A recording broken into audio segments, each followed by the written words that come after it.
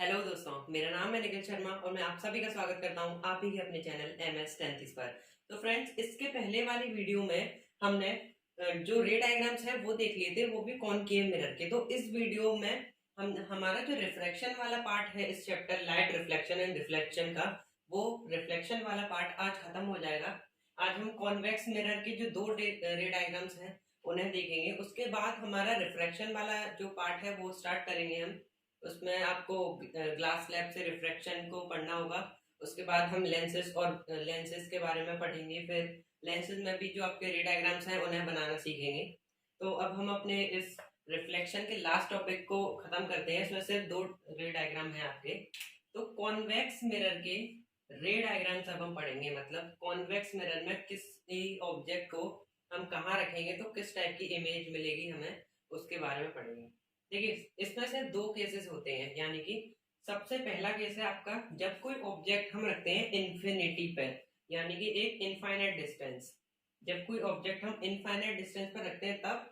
और दूसरी, जब कोई भी ऑब्जेक्ट हम इन्फिनिटी को छोड़कर किसी भी दूसरे डिस्टेंस पर रखें। जैसे यहाँ से इनफाइनाइट को छोड़ दिया जाए, उसके बाद ऑब्जेक्ट कहीं भी रखा जाए, पोल पर फोकस, सॉरी पोल नहीं, आपका पोल और फोकस के बीच में, सेंटर ऑफ कर्वेचर और फोकस के बीच में, सेंटर ऑफ कर्वेचर से पीछे, या फिर सेंटर ऑफ कर्वेचर पर, मतलब सिर्फ इन्फिनिटी को छोड़कर कहीं पर भी आपका ऑब्जेक्ट रखा जाएगा तो सेम इमेज बनेगी आपकी। तो अब हम इन्फिनिटी वाले केस को लेते हैं सबसे पहले। देखिए, इन्फिनिटी पर जैसा आपका कॉनकेव मिरर का था वैसा ही इसमें भी है कि आपकी जो इमेज है वो बनेगी आपकी फोकस पर। तो इन्फिनिटी से ये देखिए, ये जो रेज आई, ये डॉट डॉट का मतलब होता है इन्फिनिटी से जो रेज है वो आ रही है। ये रेज आई यहाँ पर, आपकी रेज ने जो मिरर है उसे टच किया इस जगह पर। तो मैंने आपको बताया था कि इसमें आपको जो इंपॉर्टेंट रेज है उसके अकॉर्डिंग हम वर्क करेंगे। तो उसमें आपने कैसे देखा था कि फोकस से जाएगी अगर कोई रे पैरेलल आ रही है। देखिए, ये प्रिंसिपल एक्सिस है, ये वाली लाइन प्रिंसिपल एक्सिस। मैं इसे PAX लिख दे रहा हूँ, प्रिंसिपल एक्सिस है आपकी। तो प्रिंसिपल एक्सिस से पैरेलल आती है हमेशा, इनफाइनाइट से इन्फिनिटी से जो भी रेज आती हैं। तो देखिए, जो भी रे प्रिंसिपल एक्सिस के पैरेलल होगी वो आपकी फोकस से पास होगी हमेशा। तो ये है आपका कॉन्वेक्स मिरर। इधर आपके मिरर की जो लाइन है वो बना देते हैं कोटिंग की। ये है आपका कॉन्वेक्स मिरर। तो देखिए, कॉन्वेक्स मिरर में हमें पता है डाइवर्जिंग होता है, यानी ये रेस को अपने से दूर फेंकता है दूसरी साइड। तो इधर से आई तो हमें कैसे पता पड़ेगा कि ये रेस कहाँ जाएगी। तो आपको कोई भी एक स्केल लेना है, आप स्केल लेकर इधर रखेंगे। एक आपका उसके फोकस पर टच होना चाहिए स्केल का एक पॉइंट, और दूसरा जहां पर इसने ऐसे मिरर को टच किया है वहां से आप सीधे ऐसे लाइन बनाएंगे। तो ये आपकी फोकस से पास होगी, और ऐसे ही आप दूसरी साइड भी करेंगे। तो यहाँ पर हमें ये लाइन पीछे लेकर जानी है ऐसे करके, और ये हमारी जो रियल रे है वो डाइवर्ज होगी इस तरीके से, और ऐसे ये वाली हो गई इस तरीके से डाइवर्ज। तो ये हो गई हमारी रियल रे। और ये इमेजिनरी रे, यानी कि हमारी यहाँ इमेज कैसी बनेगी, वर्चुअल, क्योंकि हमने इन रेस को पीछे ले जाकर मीट कराया है मिरर के। एक्चुअली में ये रेस कभी मीट नहीं होंगी। देखिए, ये इस साइड गई, ये इस साइड गई, तो फ्यूचर में भी ये रे कभी मीट जो है नहीं होंगी। तो यहाँ पर हमारी ये इमेज बन जाएगी फोकस पर।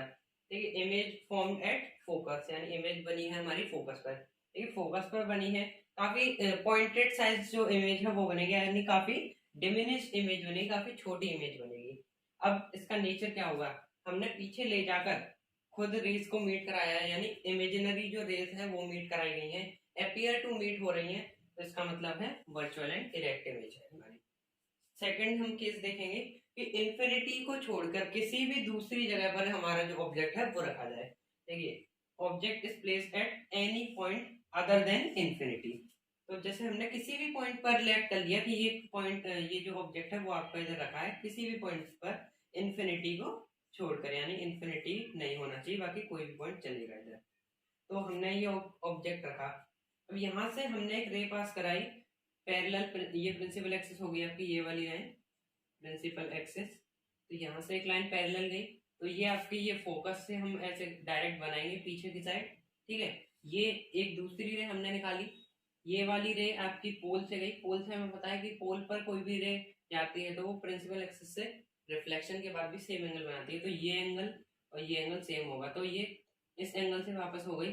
अब ये हमें पता है कि ये कभी मीट नहीं करने वाली, तो हम इन दोनों रेस को पीछे ले जाएंगे, यानी ये वाली तो जाएगी फोकस पर, और इसे हम सीधे इस जगह पर स्केल रखेंगे, इस तरीके से सेम एंगल से वो बनाएंगे, पीछे करके इसे मीट करा देंगे। इधर आपकी ये दोनों रेज हैं जो मीट कर गई, तो ये आपका बन जाएगा ऑब्जेक्ट। ये रहा ऑब्जेक्ट। इमेज फॉर्म, यानी इमेज कहाँ फॉर्म हुई है आपकी, पोल और फोकस के बीच में जो इधर गलत लिखा हुआ है, फोकस एंड पोल के बीच में जो आपकी इमेज है वो बनी है। आपकी इमेज इस केस में या फिर मतलब इन्फिनिटी वाले केस को छोड़कर किसी भी केस में कॉन्वेक्स मिरर के में हमेशा पोल और फोकस के बीच में ही आपकी इमेज बनेगी। साइज हमेशा डिमिनिश बनेगा। बहुत सारे क्वेश्चन भी आ जाते हैं कि कौन सा मिरर है जो हमेशा डिमिनिश ऑब्जेक्ट बनाता है, तो इसका आंसर होता है कॉन्वेक्स मिरर। कौन सा मिरर है जो हमेशा वर्चुअल एंड इरेक्ट इमेज बनाता है, कॉन्वेक्स मिरर। ठीक है, इस टाइप से क्वेश्चन आ जाते हैं। तो और इसका नेचर क्या है, हमने वर्चुअली पीछे ले जाकर मीट कर रही है, यानी अपियर टू मीट हो रही है, तो वर्चुअल एंड इरेक्ट। फ्रेंड्स इसके बाद हम इन मिरर्स के कुछ इंपॉर्टेंट यूजेस भी देखेंगे कि कहाँ कहाँ पर ये मिरर्स यूज होते हैं। उसके बाद हमारा रिफ्लेक्शन जो टॉपिक है वो पूरा खत्म हो जाएगा। उसके बाद हम पढ़ेंगे अपना रिफ्लेक्शन टॉपिक स्टार्ट करेंगे। तो दोस्तों अब हम जानेंगे कि दो most important uses of concave and convex mirrors. ठीक है, तो कॉन्वेक्स मिरर के दो यूज जो मोस्ट इंपॉर्टेंट यूजेस हैं वो है, सबसे पहले इन टॉर्च, या फिर जो टॉर्च में जो यूज होता है वो कॉनकेव मिरर होता है। सिमिलरली इसी कॉन्सेप्ट से ये जो गाड़ियों की हेडलाइट्स होती हैं उनमें भी यूज होता है। देखिए कैसे, जो हमने जाना कि ये जैसे ये मिरर है, अगर हम इसके फोकस पर कोई भी ऑब्जेक्ट रखते हैं तो इसकी जो रेज है वो कहाँ जाएंगी, पैरेलल से इन्फिनिटी पर जाएंगी। ठीक है, तो इसके फोकस पर उसको लाइट को रखा जाता है, तो लाइट की जो रेज होती हैं, जो रोशनी निकलती है वो इन्फिनिटी तक जाती है, यानी बहुत दूर डिस्टेंस ट्रेवल कर सकती है। इसलिए हम टॉर्च और जो हेडलाइट्स होती है गाड़ियों की उनमें इस मिरर को यूज करते हैं। एक होता है शेविंग मिरर। देखिए हमने जो इसका लास्ट केस देखा था, जो सिक्स्थ केस देखा था, सिक्स्थ केस, उसमें हमने देखा था कि इसमें एक काफी मैग्नीफाइड और वर्चुअल इमेज बनी थी। तो हम जब शेविंग करते हैं, कोई भी शेविंग में इसलिए यूज करते हैं जैसे कि हमें अपना एक बड़ा फेस देखना होता है, बड़ा व्यू चाहिए होता है और सीधा व्यू चाहिए होता है, ऐसा नहीं उल्टा फेस दिखाई दे। तो इसमें सिक्स केस में हमें मैग्नीफाइड, वर्चुअल एंड इरेक्ट, ये तीनों खूबियां मिल जाती हैं सिक्स्थ केस में। इस वजह से हम इस मिरर को यूज करते हैं शेविंग में। ऐसे ही ज्वेलरी शॉप में भी हमें जब कोई भी ज्वेलरी पहन के चेक करता है तो उसे एक बड़ा व्यू चाहिए होता है अपना फेस और सब कुछ देखने के लिए, फेस देखने के लिए, ज्वेलरी को देखने के लिए। तो इस वजह से ज्वेलरी शॉप्स में भी इन्हें यूज करते हैं।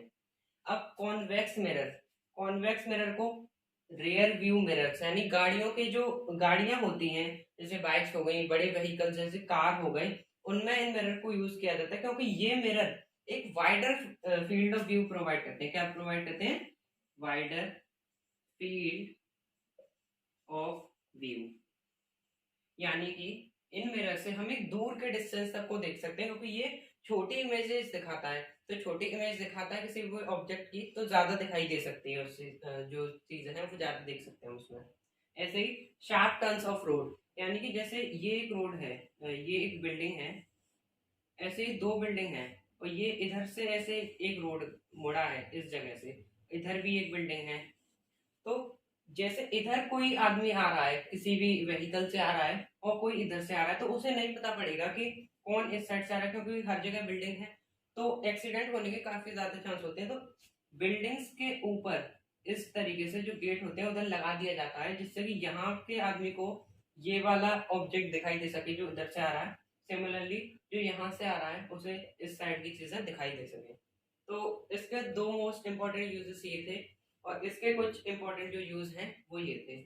इसके बाद काफी और भी यूज हो सकते हैं, लेकिन जो मोस्ट इंपॉर्टेंट हैं जो एग्जाम में पूछे जाते हैं काफी बार कि ऐसा क्यों होता है, तो वो आपके ये यूजेस हैं और मैंने पूरा कॉन्सेप्ट आपको समझा दिया कि ऐसा क्यों होता है, क्यों यूज करते हैं।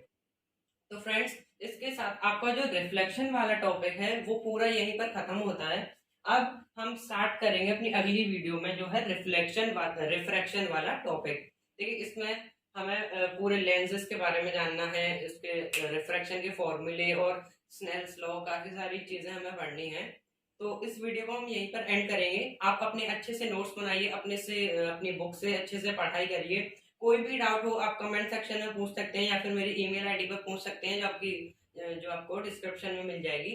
तो इसी के साथ हम इस वीडियो को एंड करते हैं। Thank you very much.